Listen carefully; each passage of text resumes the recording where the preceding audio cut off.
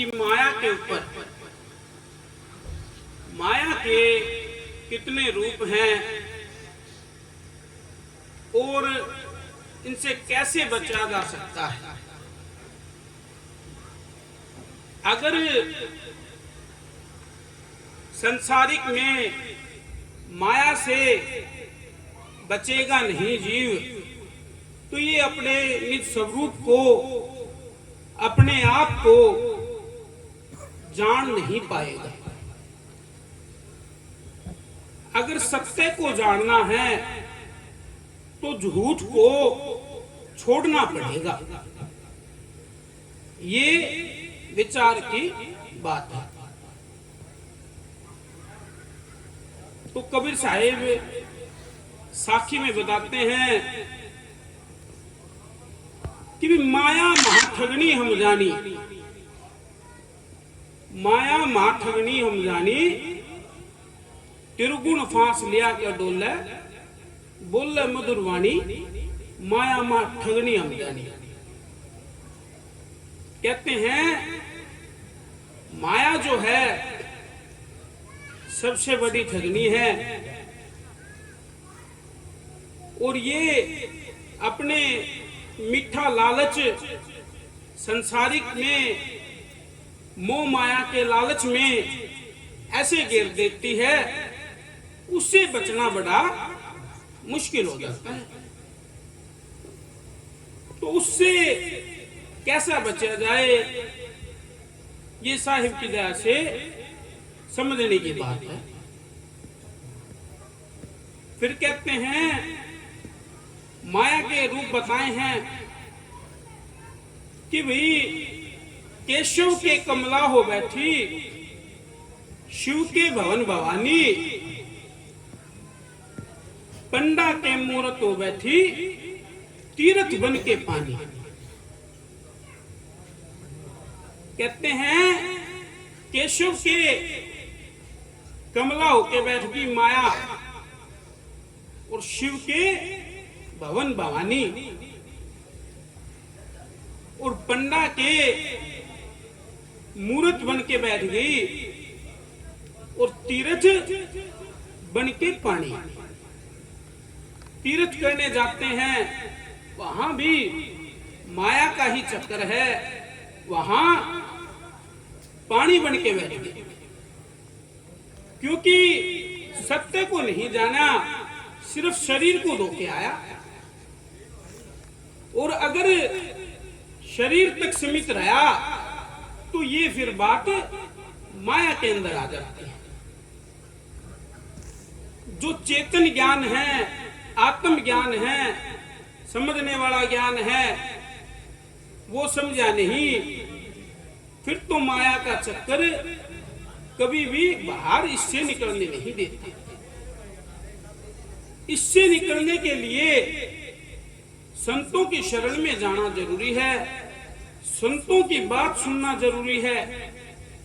उन्होंने विधि बताई है, उस विधि के द्वारा ही ये जीव बच सकता है, नहीं तो कोई रास्ता नहीं। फिर कहते हैं जोगी के जोगणों बैठी, जोगी के जोगणों बैठी, राजा के घर रानी, और कहूं के हीराओ बैठी, कहूं के कोडी कानी। कहते हैं भाई जोगी के जोगणों बैठ गई, और राजा के घर पर रानी, और कहते हैं किसी के हीरा हो बैठी, कहीं फिर कोडी कानी। भाई हीरा जो है वो धनवान के घर पाया जाता है, और कोडी जो है वो बहुत ही छोटा रुपया होता था, तो गरीब के वो कोडी हो बैठी। कहीं ना कहीं संसारिक का ऐसा चक्कर है, कहीं ना कहीं फंसा बैठा है। कोई किसी लाग में फंसा है, कोई किसी लाग में, लेकिन है ये सब माया के, ये माया के रूप है। कहते माया तजी ना जाए अब्दू, माया तजी ना जाए। माया जो है छोड़ना बहुत ही मुश्किल बताया। कहते हैं काम तजे तो क्रोध न छूटे, क्रोध तजे तो लोभा, लोभ तजे तो आशा न छूटे, मान बढ़ाई शोभा। कहते हैं काम तजे तो क्रोध न छूटे। अगर काम के चक्कर से फंस जीव बच जाता है तो क्रोध में फंस जाएगा। अगर क्रोध से निकलता है तो लोभ के अंदर फंस जाता है। लोभ से निकलेगा तो आशा तृष्णा जो है उसमें फंस जाता है और उससे भी बच जाता है। तो मान बढ़ाई एक ऐसी चीज है, वहां तो आदमी फंसता ही फंसता है। वो जल्दी से छूटने वाली चीज नहीं है। कहते हैं कंचन तजना सहज है, सहज क्रिया का ने, मान बढ़ाई ईर्षा दुर्लभ तजना ही। कंचन जो है, कंचन का मतलब है हीरे जवाहरात, पैसा, धन दौलत, जमीन जायदाद। कहते इनसे भी अगर बच जाता है, कंचन तजना सहज है और सहज ही क्रिया का, प्रेम क्रिया का ने बता दिया। लेकिन मान बढ़ाई ईर्ष्या है, ये जल्दी से छुट्टी नहीं, इसमें जीव फंस जाता है। और मान बढ़ाई जो है ये सत्संग में ही आके खत्म हो सकती है। और सत्संग में भी जो गुरु का वचन का अनुसरण करता है वो इससे जीत पाता है। नहीं तो सत्संग में आके भी मान बढ़ाई छूटती नहीं, तो भी कहीं ना कहीं उसे काल कहता है कि भी इसको ज्ञान का ही अभिमान हो जाएगा। सत्संग में आया, सही ज्ञान सीखा, लेकिन एक ना एक दिन उसी ज्ञान का भी मूर्ख जीव अभिमान करता है और फिर उसी के अंदर फंस जाता है। जिस चक्कर से बचने के लिए उसने नामदान लिया, उसने सत्संग सुना, संतों की बात सुनी, आखिरी में फिर उसी संसारिक बात में फंस जाता है, तो क्या फायदा हुआ? तो काल के तो अनेकों चक्कर हैं, अनेकों चक्कर माया ने बना दिए हैं। इससे तो बचना मुश्किल है। अगर संतों की बात को मानता है जीव तभी बात बनेगी। प्रेम को समझता है, संतों ने प्रेम को जनाया है, सही बात को जनाया है, तभी ये बात समझ में आती है। कहते हैं जब मैं था तब हरि नहीं, अब हरि है मैं नाही, प्रेम गली अति साकरी जाम दो ना समाई। कहते हैं जब मैं था, जब अभिमान था, तब हरि नहीं था, मालिक का नाम नहीं था। और जब मालिक का नाम हृदय में उतर जाता है, मालिक को, ज्ञान को समझ लेता है, उसका अनुसरण कर लेता है, तो फिर मैं, मान बढ़ाई, अभिमान ये खत्म हो जाता है। ये जो है प्रेम का रास्ता बताया है, ये बहुत ही संकरा रास्ता है। इसके ऊपर दो नहीं चल सकते, इस पे एक ही चलेगा। या इंसान के अंदर मान बढ़ाई आएगी तो फिर अभिमान रहेगा, या सतगुरु की बात लेके आनी है, प्रेम को जानना है, तो फिर मैं को अंदर से खत्म करना पड़ेगा। तो गुरु की दया से संतों ने इतनी आसानी से संसारिक में बहुत ही अच्छे उदाहरण देके बताए हैं, जिससे वही जीव बचेगा तभी बात बनेगी। क्योंकि संतों का ज्ञान जो है वो बड़ा निर्मल ज्ञान है और बड़ा साफ सुथरा, आसानी से समझने में आ जाने वाला ज्ञान है।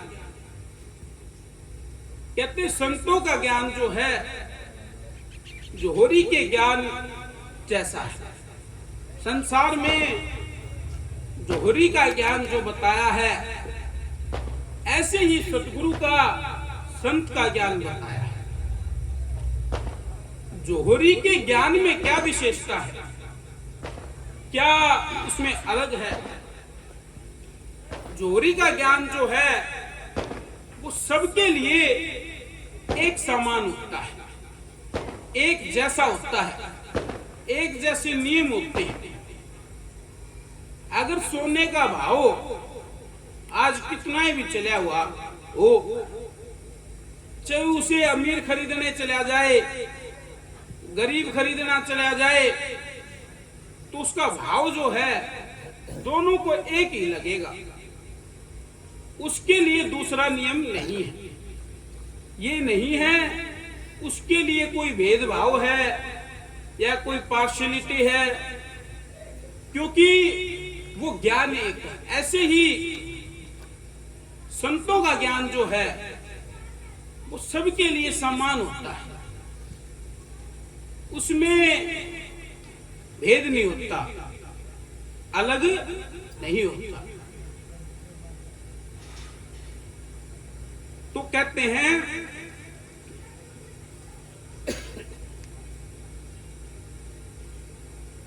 हीरा परख जोरी, शब्द परख साध, जो परख साध का ताका मता अगाध।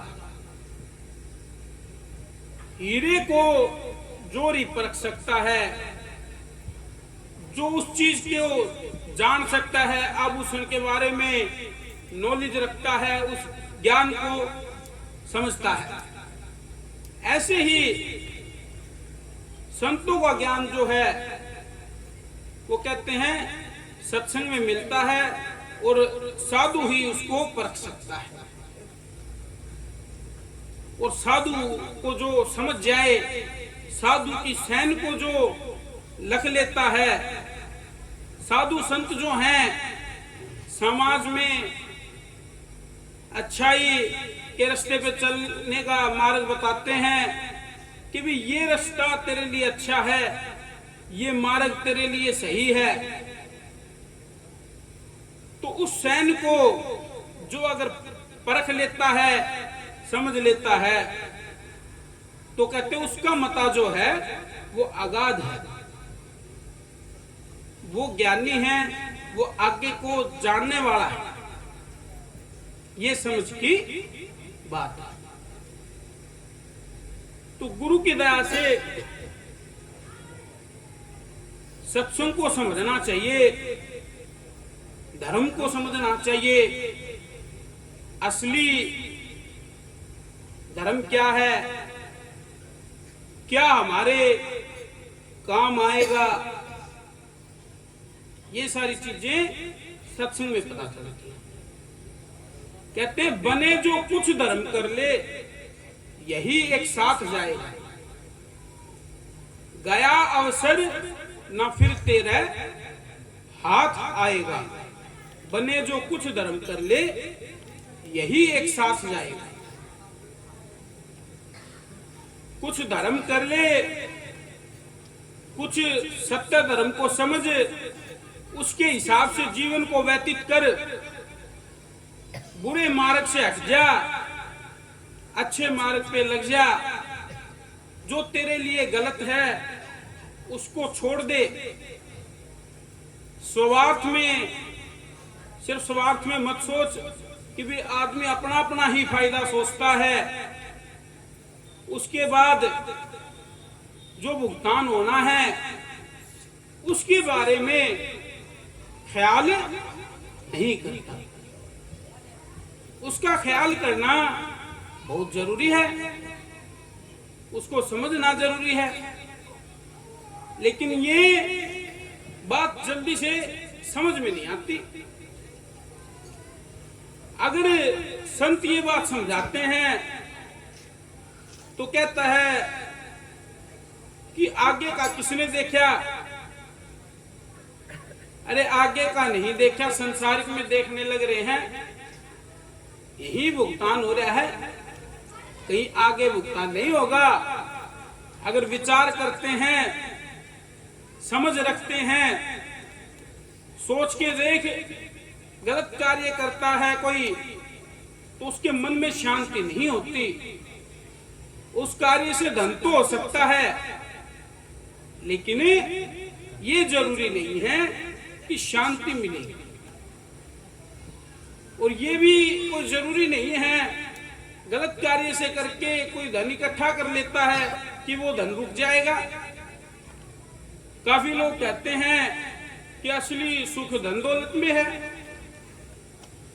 जो संसारिक को समझते, संसारिक को ही कहते हैं। तो अगर वो अपेक्षा करता है कि भी इतना, कहते हैं कि भी इतना पैसा हो जाए तो ऐसे कर दूं मैं, इतना हो जाए तो ऐसे कर दूं, ऐसी ऐसी विचारधाराएं रखते हैं। लेकिन सोचने की बात है, जितनी वो सोचता है, जितना उसका दिमाग जाता है, उससे ज्यादा धन आज भी किसी ना किसी के पास है। उससे डबल, उससे ट्रिपल, उससे ज्यादा। लेकिन ये कोई गारंटी नहीं है कि उसके पास शांति है। तो शांति तो गुरु नाम के अंदर है, भजन सिमरन में शांति है। ये सिर्फ संसारिक की मैनेजमेंट है। संत ये नहीं कहते कि तू धन दौलत को त्याग दे, संसारिक मैनेजमेंट को त्याग दे, नहीं। संत कहते हैं कि तू गलत कार्य को त्याग दे। जिस भी गलत कार्य से अगर तू धन दौलत इकट्ठा करता है, उस मार्ग को त्याग दे। कहते हैं चोरी जारी मुखबरी, ब्याज बिरानी नार, जो चावे दीदार को इतनी वस्तु विसार। चोरी है, जारी है, मुखबरी है, या ब्याज है, बिरानी नार है, इन चीजों को त्यागना जरूरी है। अगर इन चीजों में ही अगर तू फंसा रहता है तो फिर सत्संग की बात, गुरु का दीदार कभी भी कर नहीं पाएगा। अगर उस बात को समझना है तो ये चीजें छोड़नी पड़ेंगी। फिर कहते हैं कि भी मांस का सेवन नहीं करना चाहिए। कहते हैं मांस मांस सब एक है, क्या हिरणी क्या गाय, आंखें देख नर खात हैं, ते नर नरक को जाए। कहते हैं मांस चाहे किसी का भी खा ले, पाप का भागी तो जरूर बनेगा, कभी शांति नहीं मिलेगी। और ये निश्चित है कि नरक भोगना पड़ेगा। ये संतों ने बता दिया। तो गुरु की दया से विचार करना चाहिए, समझना चाहिए। जब महापुरुषों ने ये बातें कही हैं अपने पूरे जीवन का उन्होंने सार बताया है। उन्होंने पूरा जीवन सत्य के ऊपर लगा के जीव को सार बात दे दी, सत्य नाम दे दिया है, सत्य साहिब दे दिया है कि ये सही मार्ग है, इसके ऊपर चल, तब तेरा भला हो सकता है। क्योंकि सत्य को मानता है, सत्य को जानता है, सही मार्ग को जानेगा, तभी बात बनेगी। लेकिन सही रास्ते पे नहीं चलता, सही मार्ग पे नहीं चलता, तो बात नहीं बनती। कहते हैं, संतों ने बताया है कि कोई सौदा कर लो, खुली है धर्म की आड़। कहते हैं भाई सौदा कर लो धर्म की, सत्य की दुकान खुली है, गलत मार्ग को छोड़ के सत्य पे लग। और फिर उदाहरण के साथ बताया है। काफी लोग कहते कि भी हमें क्या पता, तो संतों ने उदाहरण दे दिया और आज हम उन उदाहरणों को सुनते भी हैं। कोई नाटक में देखता है तो कोई उनको किताबों में पढ़ता है, कोई कहीं पढ़ता है। उदाहरण के साथ जीव को समझा दिया। कहते हैं, सौदा किया था धना भगत ने, थे वो कौम के जाट, रास्ते में दो साधु मिल गए, बीज दिया था बात, कोई सौदा कर लो, खुली है धर्म की आड़। तो धना भगत ने सौदा किया, सच्चा सौदा किया, तो ये प्रमाण मिलता है। ऐसे ही दूसरा उदाहरण भी दे के बताया है। सौदा किया था मोर ध्वज ने, संत लिए थे डांट, कर्ण रसोई बैठ गए, पुत्र दिया था काट।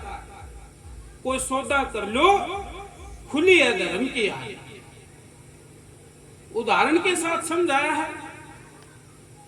उन्होंने तो इतनी कठिनाइयां झेली, इतनी भाई परीक्षाएं दी, उनके समान तो आज हम कुछ भी 1% भी नहीं कर रहे। अगर देखा जाए तो आज कोई छोटी सी हारी बीमारी आ जाती है, कोई छोटा सा दुख आ जाता है, तो जीव भागने लग जाता है। सही मार्ग को समझता नहीं, सही बात को समझता नहीं कि सत्संग में क्या बात बताई थी, सत्संग में हम किस लिए आए थे, उस चीज को भूल जाता है। सिर्फ सांसारिक सुख को देखता है। जो अस्थायी है, इस शरीर का सुख डुप्लीकेट है, इसका कोई पक्का पता नहीं, श्वास का पता नहीं। आज अभी बोल रहे हैं, बात कर रहे हैं, और हो सकता है अगले ही पल ये सांस निकल जाए। इसका क्या पता चलता है? लेकिन सिर्फ सब कुछ इस शरीर को ही मान के ये जीव चल जाए कि सब कुछ ये शरीर ही है, इस शरीर की पूर्ति करना ही सबसे बड़ा काम है। ये इसकी भूल है। अच्छे मार्ग को नहीं समझता, सिर्फ इस शरीर की पूर्ति करता है। इस शरीर को ताकत आ जाए, कोई मांस खाता है, कोई अंडा खाता है, तो ऐसा करने से क्या वो अमर हो जाएगा? क्या कभी नहीं मरेगा वो? ऐसे ऐसे हाजिर में प्रमाण है। हम रात दिन देखते हैं, आप लोग देखते हो, रात दिन खाते हैं, देह बना लेते हैं, लेकिन जाना तो उसको भी है। ये तो सिर्फ एक एक्सक्यूज है, ये एक बहाना है कि ऐसा करने से ऐसा हो जाएगा, ऐसे करने से ही ताकत आएगी। ये सिर्फ जीभ का स्वाद छूटता नहीं और ये बहाना लगाने लग जाता है। ये मन का काम है। मन जो है इसे संसार में उलझा के रखता है, कर्म भरम में उलझा के रखता है, क्योंकि इस कर्म भरम से बाहर नहीं निकलेगा और संसार में ऐसे ही भवसागर में अपना जीवन खराब कर दिया। तो गुरु की दया से समझना चाहिए भाई, अच्छी बात को संतों ने जो बताया है, सत्धर्म को समझना चाहिए, तब बात बनेगी। तो गुरु की दया से सबको हम यही कहते हैं भी सत्संग में जाएं, विचार करें। मन में कोई बात है तो हमें कोई संशय है तो अपने गुरु से बात करके वो संशय दूर करनी चाहिए। जिसने कोई गुरु नहीं बनाया है उसको देखना चाहिए, विचार करना चाहिए। और कहते हैं गुरु ऐसे ही नहीं बनाना चाहिए भी किसी को देख लिया, किसी की दो बात सुन ली, आजा बैठे हो सिर्फ दो बात सुन के गुरु बना लिया, ऐसा कभी नहीं करना चाहिए। पहले उसको देखना चाहिए, परखना चाहिए, क्या जो गुरु हम बनाते हैं क्या वो गुरु पूरा है या अधूरा। क्योंकि पूरा गुरु से ही इस जीव की गति होगी, इस जीव का भला होगा, नहीं तो नहीं हो सकता। कहते पानी पीजे छान के गुरु कीजे जान, बिना विचारे गुरु करे पड़े 84 खान। तो विचार करके गुरु बनाना चाहिए, तभी इस भवसागर से ये जीव पार उतर सकता है, नहीं तो कोई और रास्ता नहीं है। तो ये विचार की बात है। समय को देखते हुए आज इतना ही। बाकी एक बार मिलके जय के नारे लगाओ भाई। सतगुरु कबीर साहेब की जय, सतगुरु इंद्रमणि साहेब की जय, बोलो साधो सत साहेब।